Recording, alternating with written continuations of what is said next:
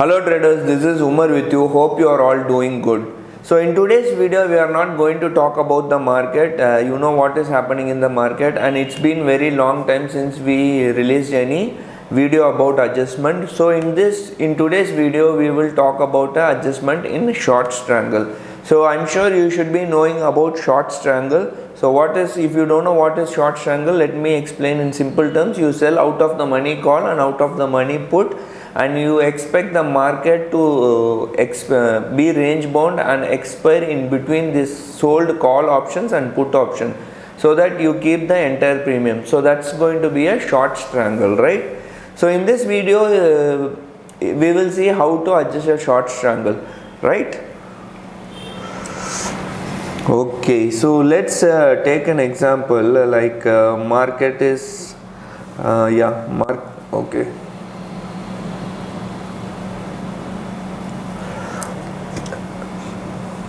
So let's take an example. Market is going like this, and this is going to be your break even on the downside, and this is going to be break even on the upside, right?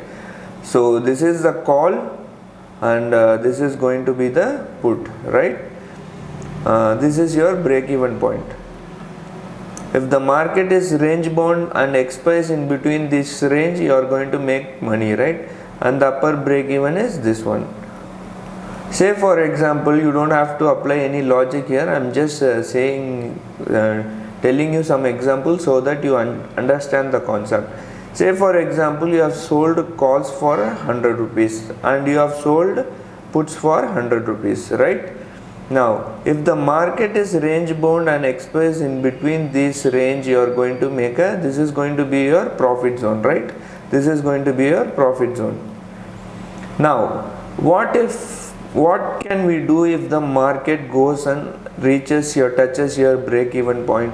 Of course, there are many adjustments we can do, but what we are going to tell in this video is even going before adjustment we can do some things. Even before the break even point is breached, you can do some adjustment. So let's say market is moving like 100 points. Now the call which you have sold might not be 100 rupees, maybe it would be 130 rupees, right?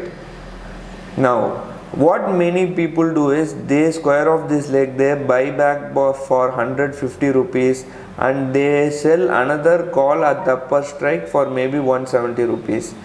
Say if the market they are just rolling up, right? Say if the market goes higher, what you will do, you will buy this back for 200 rupees and maybe you will sell one more here, right? Maybe for around 230 rupees. And if the market goes up, you are going to end up spending more. Maybe you will have to you will sell it back for 250 rupees. So what happens here is you are compounding the losses. As and when market keeps on going, you are compounding the losses. That we don't have to do that, right? So what we are going to do here is let's say market starts moving towards your upper break even point. You can sell this one. The put which you have sold, maybe say for example you have sold for 100 rupees. Now it will be trading at maybe 50 rupees. Yeah, this call which you have sold might be not trading at 100 rupees. Maybe it will be trading for 30 rupees, 130 rupees. You don't have to worry about that. We'll just focus on this put side. Since the market is going on the upside, we'll just focus on the put side. Now you have sold a put for 100 rupees. Maybe it is trading for 80 rupees now. You square off this position, and move your break even point upper. Like you sell more put on the upside. Maybe this time you are going to sell for 150 rupees, right? Still, if the market keeps on going, this buyback, you buy it back for maybe 70 rupees. Here you have already made 20 rupees, and here you are going to make another 80 rupees, right? If the market keeps on going, and do it again and again and again, don't touch the call side unless until it tests the break even point. Let it go up, no problem, let it go up. If the market comes down, or if the market expires after you do this first adjustment, maybe you collected 20 rupees here, and after that you do adjustment, market is range bound and it is expiring in between this range, you are going to make a profit also, right? You are going to make a profit also. Plus you have already made a profit of 20 rupees here. Plus you have collected 100 rupees. On top of that, you have made a 20 rupees profit. Let's say market keeps on going. You have to keep on moving your break even point upper and upper. You have to keep on collecting the premium. Remember this, you are not going to touch the call side. The call side is going to be same as that. You are not going to do anything on the call side. Your call side will be incurring losses. You don't have, just let it be like that. But as and when the market keeps on moving, you will have to square off the profit making side. Since the market is moving upside, your put is going to make profit. So square off the put side and keep moving your puts on the upper side. Say for example, market even moves up, maybe you are going to collect say how much, 200, and at one point of the time what is going to happen is it is going to become a straddle, right?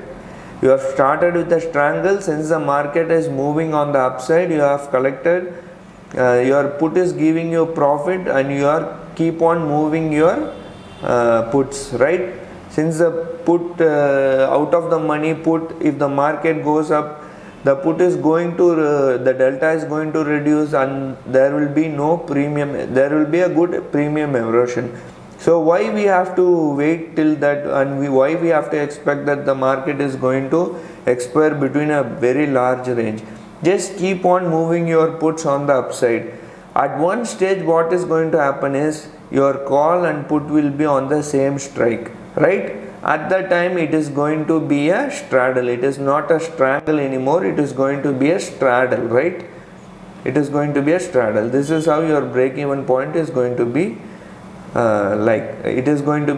this is how the graph is going to look like. So what happens here is, when the market keeps on moving on the upside, you have already collected good amount of premium in the put side. After you have shifted this strangle to a straddle, there is possibility that market may be range bound or market may reverse. So whatever happens, there might be some time decay, even 1 day or 2 day there time decay. This straddle will also going to be in profit, so you can exit the whole trade with a profit, right? That's what I am trying to say. You enter a put option, you sell a call option and you sell a put option. The point here is, if the market keeps on moving, move your put on the upside. Move your put on the upside. If the market is coming down, move your call on the downside. Keep on moving, adjust the position as per the scenario. At one point of the time, your strangle is going to be a straddle, right? It is going to be you are converting a strangle to a straddle, right? So there might be any element of luck, there might be any possible, if the market is range bound for this session, then you can exit the whole trade with a good profit. So this is the idea behind adjusting a strangle, right? So in case if you are taking strangles, or you are doing a trade in strangles, you can use this adjustment method to make or to mint more money from the adjustment. That is the objective of this adjustment.